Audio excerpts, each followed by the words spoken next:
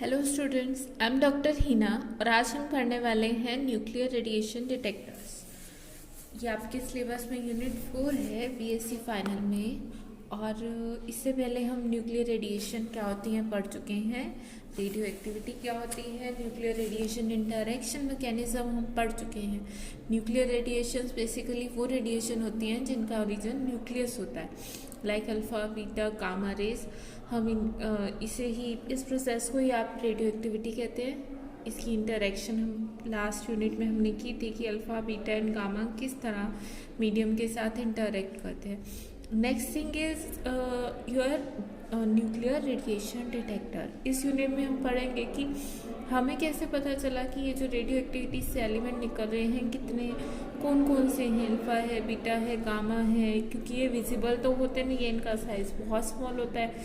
इनकी इंटरेक्शन के थ्रू ही आप पता कर सकते हैं कि ये अल्फ़ा बीटा या गामा है। सो nuclear radiation detector basically instrument है जो बताता है, डिटेक्ट करता है बेसिकली कि अल्फ़ा बीटा या गामा निकल रहे हैं या इनकी क्या क्वांटिटी है। अगेन मैंने अभी थोड़ी देर पहले ही आपको कहा है कि जो न्यूक्लियर रेडिएशन होती है इनका साइज़ बहुत स्मॉल होता है, आप इन्हें डायरेक्ट नहीं देख सकते। सो इन्हें देखने के लिए आपके पास क्या चीज़ चाहिए, इनकी हम इंटरेक्शन को स्टडी करते हैं। हमने लास्ट यूनिट में न्यूक्लियर रेडिएशन का इंटरेक्शन मैटर के साथ पढ़ा था। हमने देखा था कि अल्फ़ा बीटा और गामा तीनों अलग अलग तरह के से मैटर के साथ इंटरेक्ट करते हैं। अल्फ़ा बहुत ज़्यादा आयनाइजेशन प्रोड्यूस करती है मैटर में, बीटा उससे कम, और गामा तो वो तीन प्रोसेस थी आपके पास, फोटोइलेक्ट्रिक, पेयर प्रोडक्शन और कॉम्पटन स्कैटरिंग। सो अगर हम इनका इंटरेक्शन मैकेनिज्म को ध्यान से देखें और उस इंटरेक्शन मैकेनिज्म के बेस पे ही हम इनकी डिटेक्शन कर सकते हैं।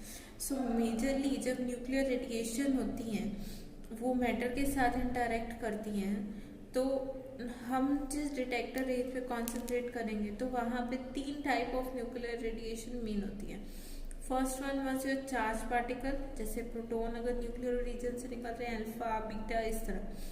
सेकेंड वन वाज कभी कभी न्यूक्लियर ओरिजिन से अनचार्ज पार्टिकल या न्यूट्रॉन्स भी निकल जाते हैं। जैसे हमने न्यूक्लियर रिएक्शंस पढ़ी थी, तो न्यूक्लियर रिएक्शन में कभी कभी न्यूट्रॉन्स भी निकलते हैं और हमें ये चीज़ डिटेक्ट करने के लिए कि क्या निकल रहा है, so we need some that is called neutrons या न्यूक्लियर रेडिएशन डिटेक्टर। क्योंकि न्यूट्रॉन कम्प्लीटली न्यूट्रल है, इंटरैक्ट बहुत कम करता है, तो उसका डिटेक्शन का इम्पॉर्टेंट हो जाता है कि किस तरह हो।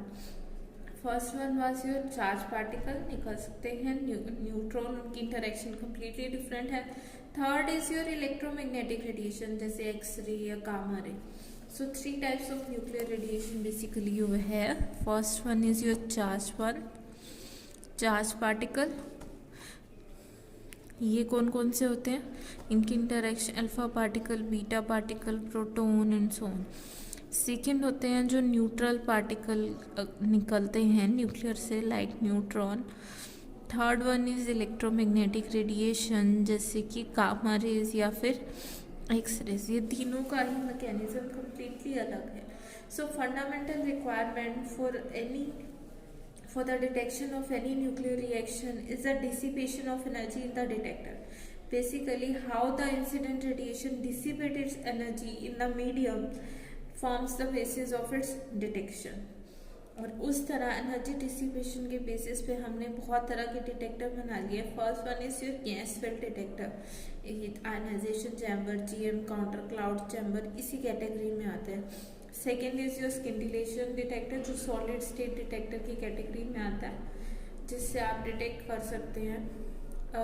स्किंटिलेशन काउंटर से आप एक्सरे या गामा रे को डिटेक्ट कर सकते हैं। और भी सॉलिड स्टेट काउंटर बहुत सारे होते हैं, semiconductor counter like this song. So first of all होते हैं कि गैस फील्ड डिटेक्टर, जो सबसे पुराने थे, for the detection of radiation like alpha beta and gamma. Gas field detectors from one type of such detector.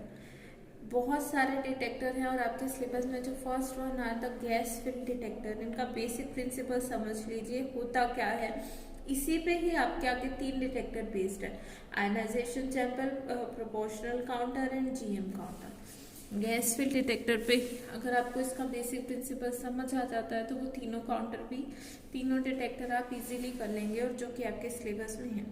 So basic principle is this, that when a charged particle passes through a gas, जब भी एक charge particle किसी भी gas पे पास करता है, so they suffer inelastic collision with the atoms and molecule of the gas, and as a result of these collisions ions are formed, and if these ions are allowed to drift in the electric field, one measures the potential induced on the nearby electrode, and if the electric field is strong enough, then the avalanche of gas multiplication is there, then due to this much large changes in the potential can be recorded.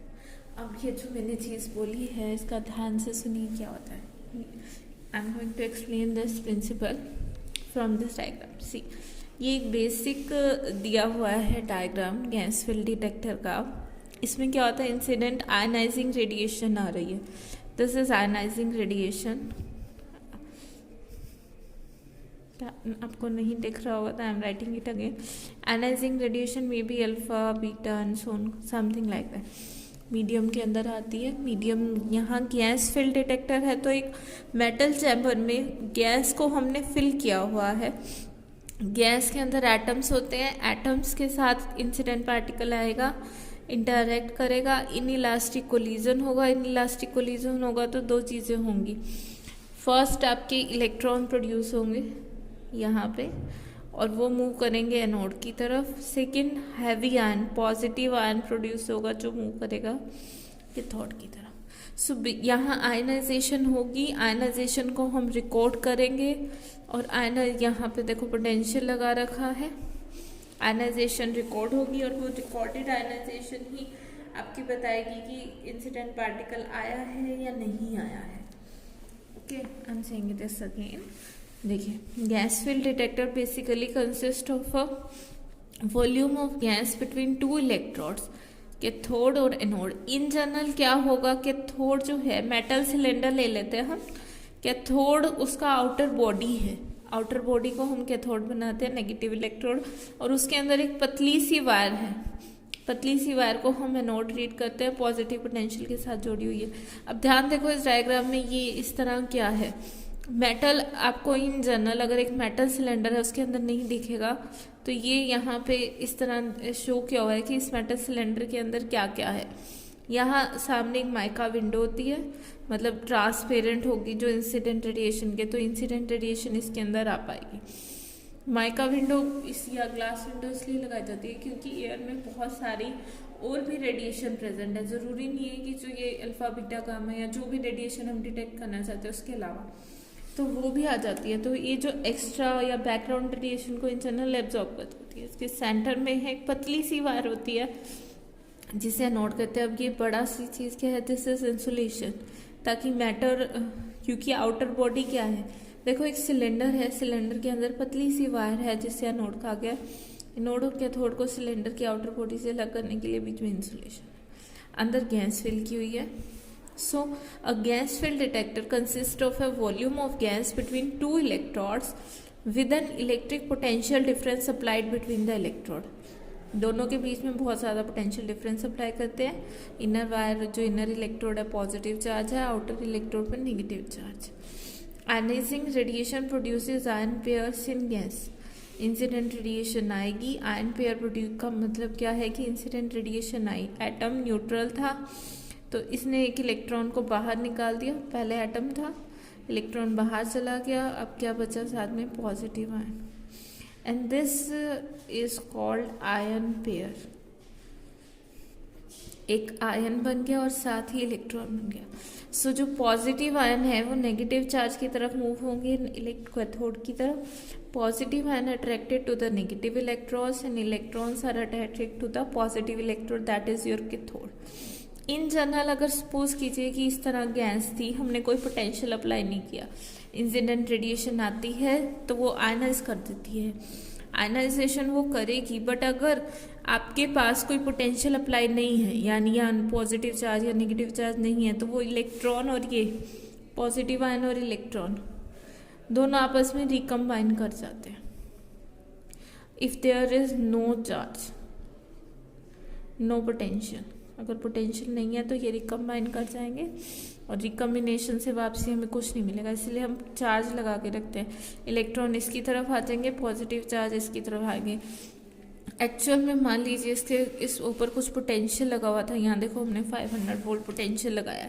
अब electrons are start collecting, anode पे है positive charge, उस पर electron आते जा रहे हैं, तो धीरे धीरे इसका पॉजिटिव चार्ज कम हो रहा है, सो पोटेंशियल डिफरेंस आ रहा है। पोटेंशियल डिफरेंस यानी पोटेंशियल में चेंज आ रहा है, हमने एक रेजिस्टेंस लगाया हुआ है तो उसके क्रॉस वोल्टेज डेवलप होती है। और ये काउंटर है, ये बेसिकली काउंटिंग कर लेता है, इसका पर्पज़ मैं आपको बाद में समझाऊंगी। तो बेसिकली पोटेंशियल में चेंज आ रहा है, उस पोटेंशियल चेंज की वजह से हमें पता चल रहा है कि कोई रेडिएशन आई जिसने आयन पेयर प्रोड्यूस की। अगर रेडिएशन ना आती तो इस गैस के अंदर कोई आयन पेयर या कुछ भी प्रोड्यूस ही नहीं होता, और अगर इसके अंदर कुछ भी प्रोड्यूस नहीं होता तो क्या होता, कुछ भी अगर प्रोडक्शन ही नहीं है तो कोई पोटेंशियल चेंज नहीं होता, कोई करंट नहीं होता सर्किट में।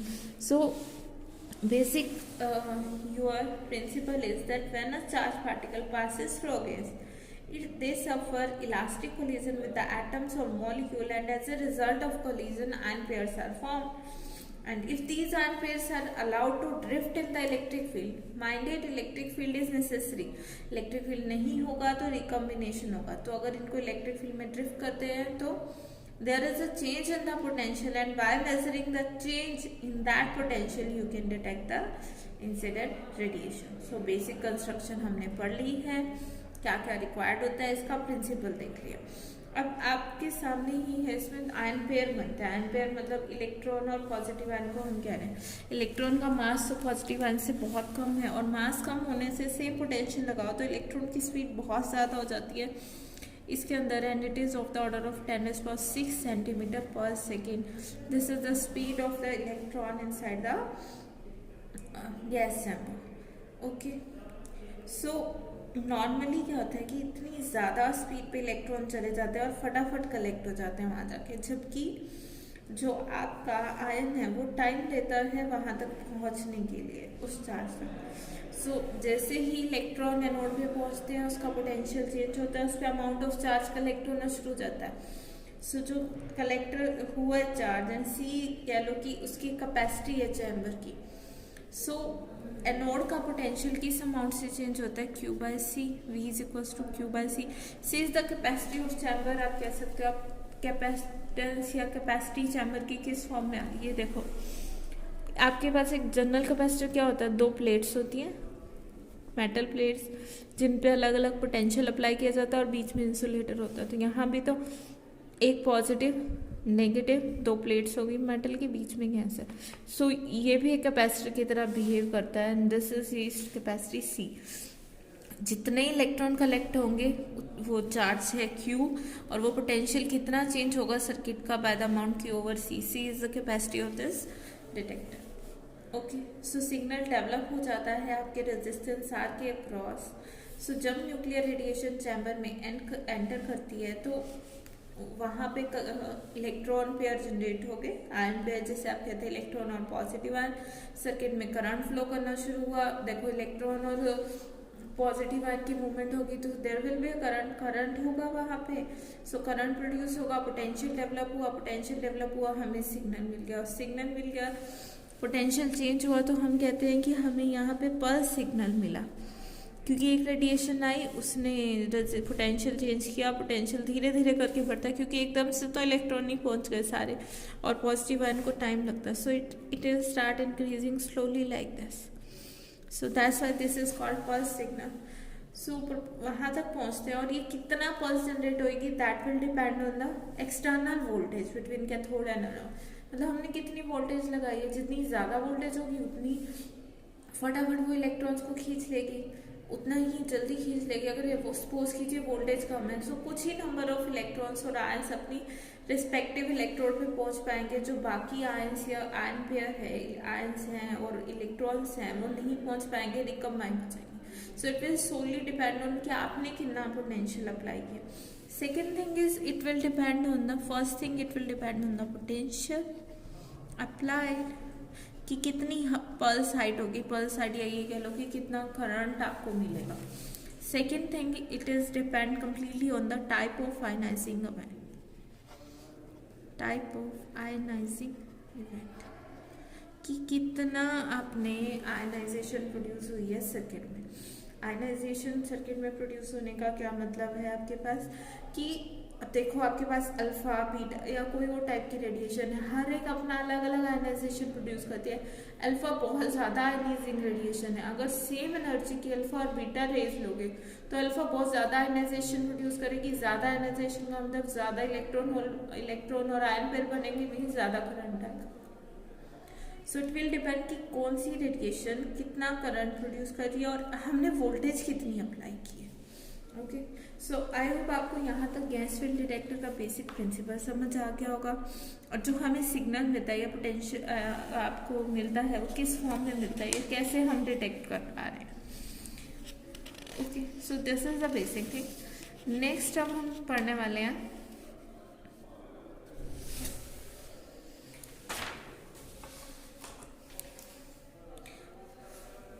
this is ionization current versus applied voltage. Ionization current versus applied voltage.